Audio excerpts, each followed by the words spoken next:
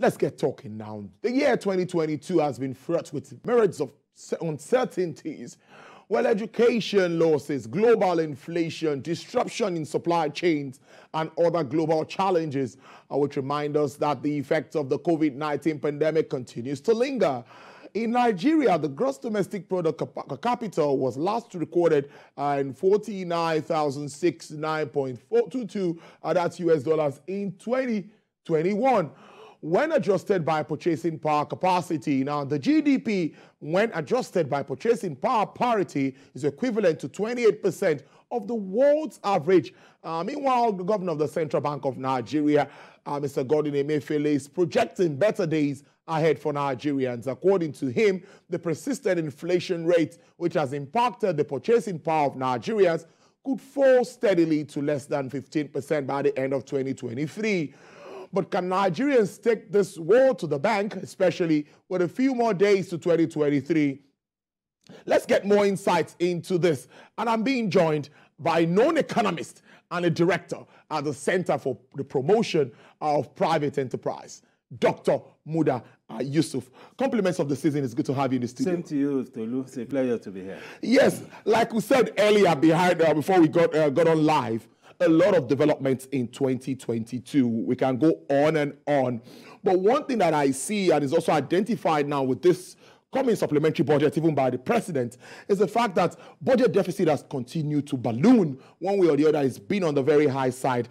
And the economy is yet to even rebound fully to pre-COVID levels. What are your assessments? What are the basic developments, apart from interest rates and some other things that have happened in this year? What are the notable things for you as an economist? Well, I think some of the notable things are the fact that we have not been able to undertake some very critical reforms. Because unless we deal with the fundamentals of the economy, all these other problems will continue to recur, even including this fuel scarcity problem. It's not a question of just the DSS giving directive or the NNPC saying that they mobilize more people and all of that. These things cannot solve the problem. If we don't address fundamentals, and we continue to tackle symptoms, there's no way we can get anywhere near the solution. So we need to look at fundamentals around the macroeconomic environment. And some of the fundamentals has to do first with the oil and gas sector reform. Because in your report, you talked about the challenges with the fiscal space. You have an economy where you are spending maybe close to $15 billion annually to import petroleum products. There is no way you will not have challenges in the fiscal space.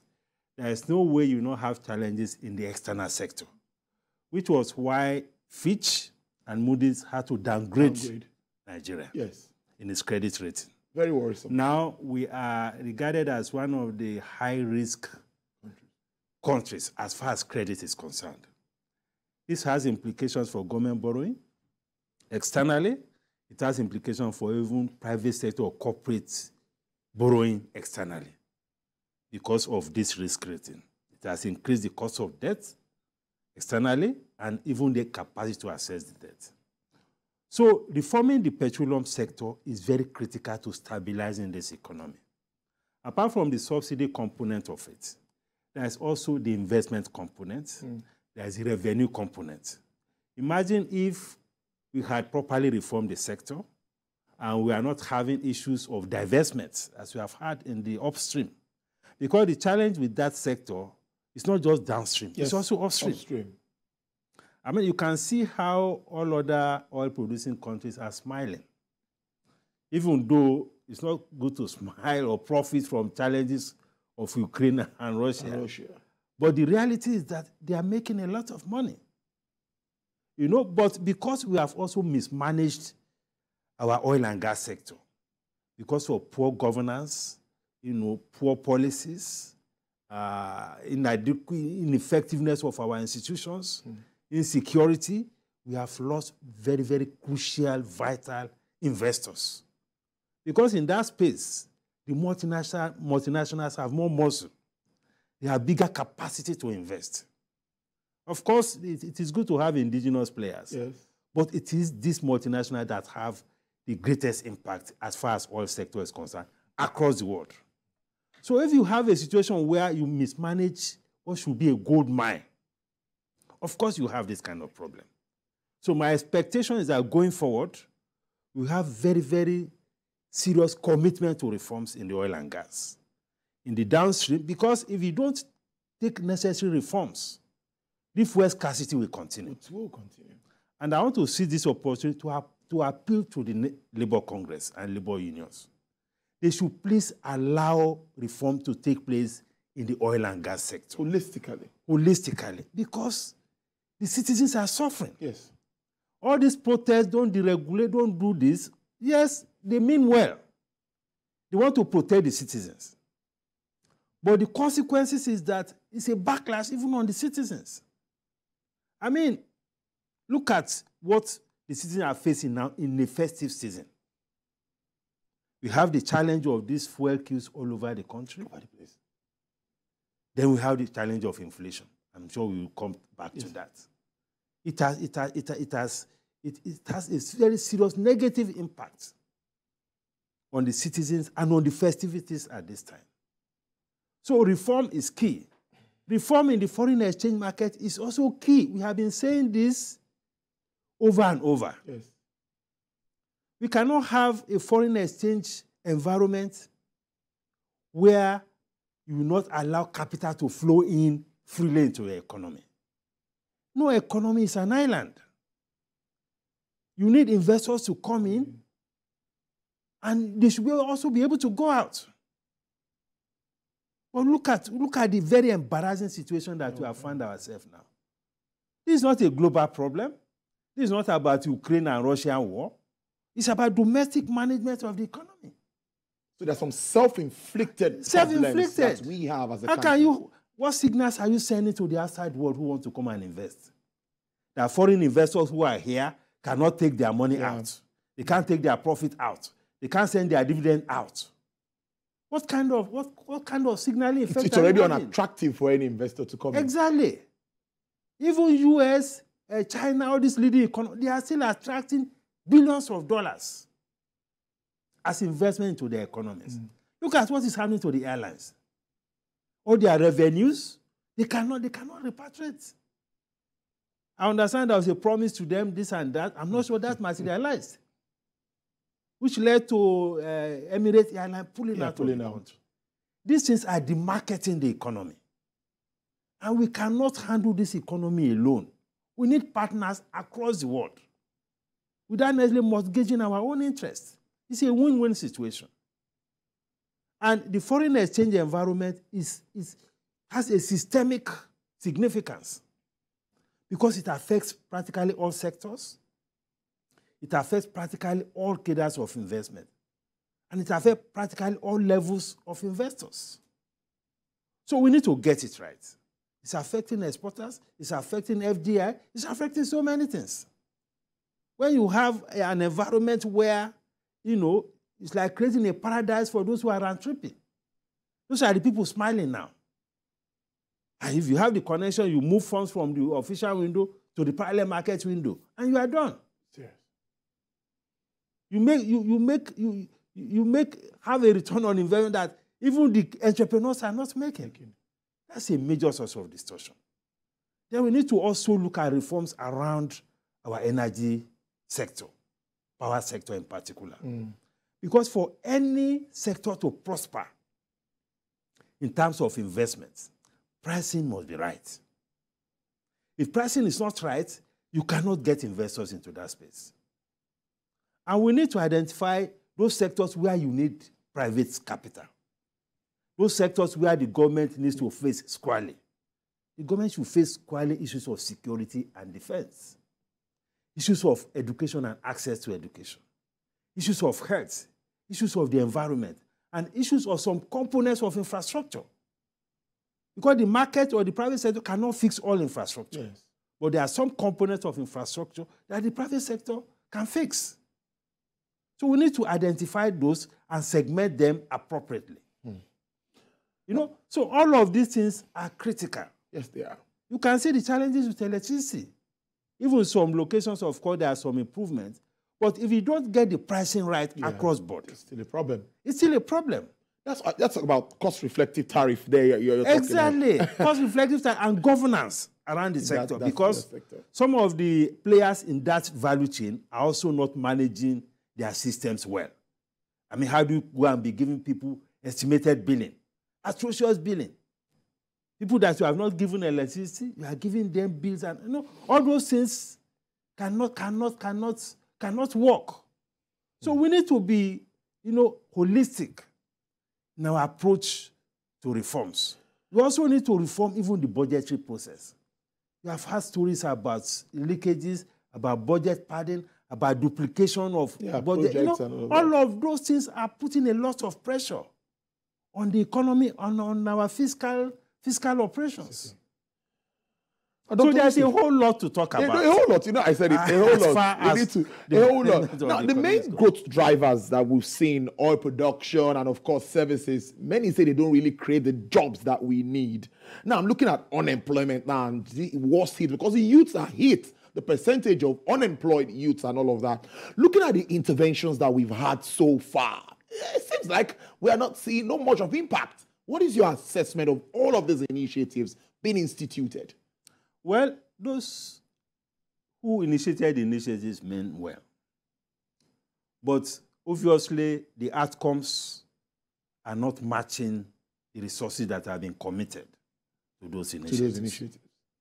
Which is why it is important to always step back and do a proper appraisal of those things. Monitoring and evaluation. Yes, which many of our agencies, government agencies, have not been doing. Once they commit to a particular program, they don't look back. There is no proper appraisal. There is no stakeholder engagement. There is no proper feedback.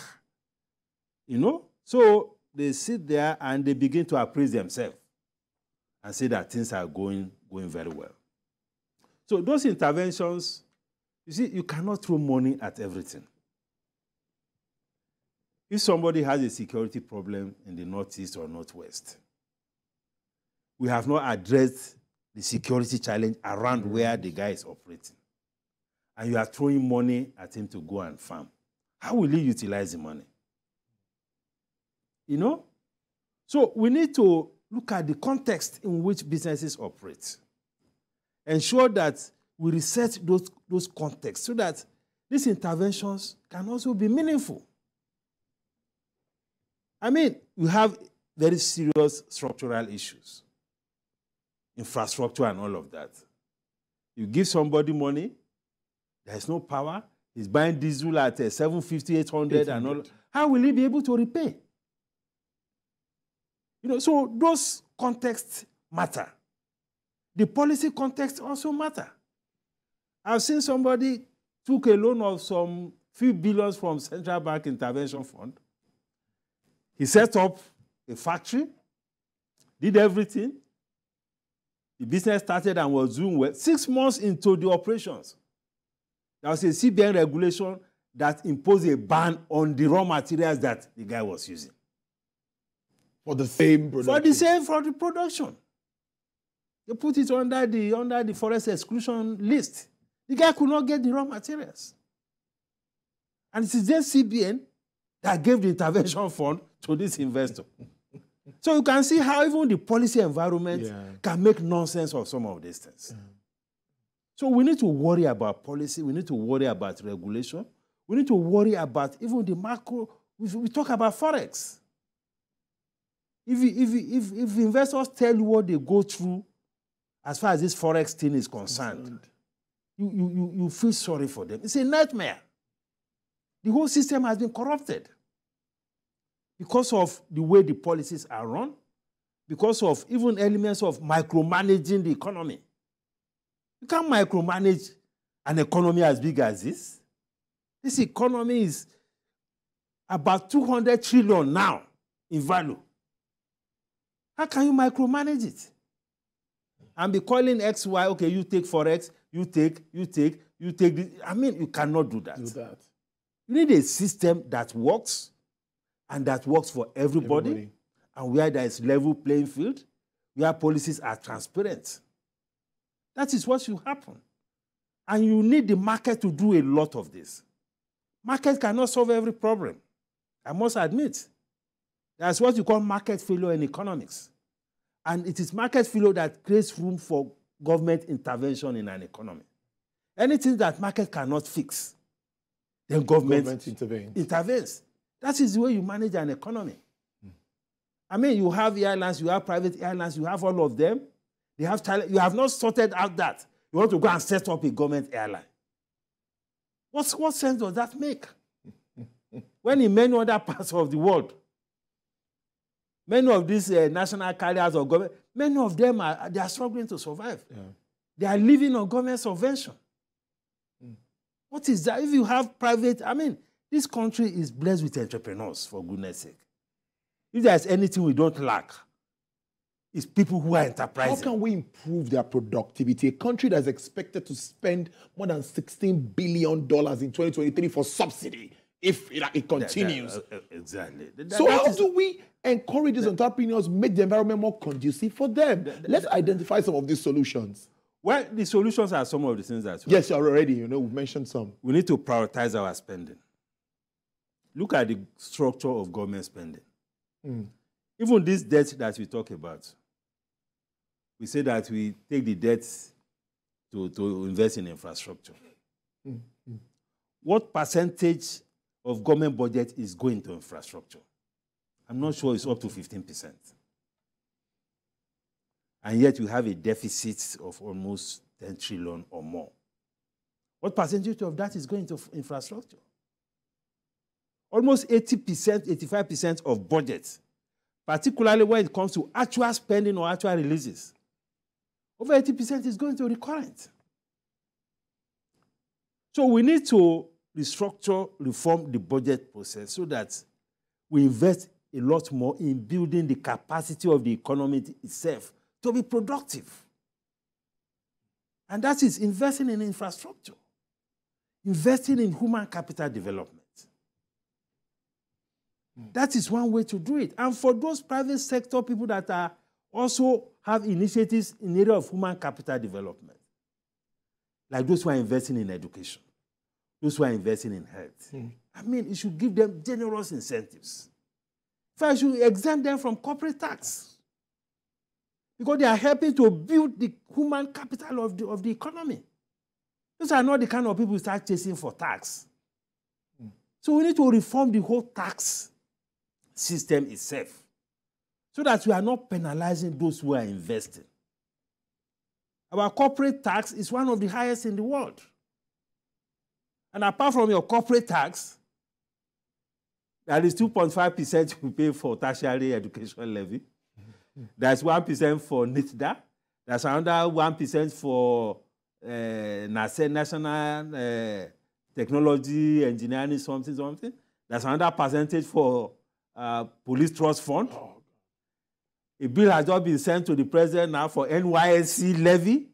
All of these things are coming on companies. How do you want them to invest? How do you want them to grow? How do you want them to create jobs? So there are a whole lot of things that we need to get right. If you look at our national tax policy, the emphasis in national tax policy is on indirect tax. That you should tax less people who are investing. You don't, because when you put too much pressure on them, you will not be able to grow the economy. You will not be able to create employment. And when you concentrate too much on that, a lot of tax evasion takes place. But when you face consumption, you consume according to your capacity anyway. So if the people consume according to their capacity, then they pay according to their capacity. But not a struggling SME that is struggling to put things together. You begin to run around and be imposing all manner of taxes on them. So there's a whole lot of things that need to happen. So there are structural issues that we need to invest in to ensure that our SMEs have better space. You don't need to tell them what to do. They're entrepreneurs. They can sense opportunities. They can smell the opportunities. But we need to make it easier for them. From a structural perspective, from a policy perspective, from a regulatory perspective. So it's a whole lot of... It's really a whole lot. whole gamut of issues. And in the meantime, we should please appeal to all the stakeholders in the electoral process not to mismanage this transition, this political transition. We need an election that is credible, that is transparent, that is fair. So INEC has to be upright. Security agencies. Security agencies have to be upright. The judiciary have to be upright. Because these three key institutions can make or mar the electoral process. And if we mismanage it, you cannot invest in an environment of chaos, of crisis, of conflict. If you look at the African continent, one of the biggest sources of conflict that we have in Africa is election. Elections that are rigged, elections that are not transparent, and all of that. So that is also very critical going into 2023. I think it's a beautiful way to leave it. A very, very important message there from Dr. Amuda Yusuf, Director at the Center for the Promotion of Private Enterprises. Thank you so much for always being there for us. Thank you for your contribution to the show. It's really, really, really, we appreciate it and we don't take it for granted. Thank you. Thank you so much. Welcome.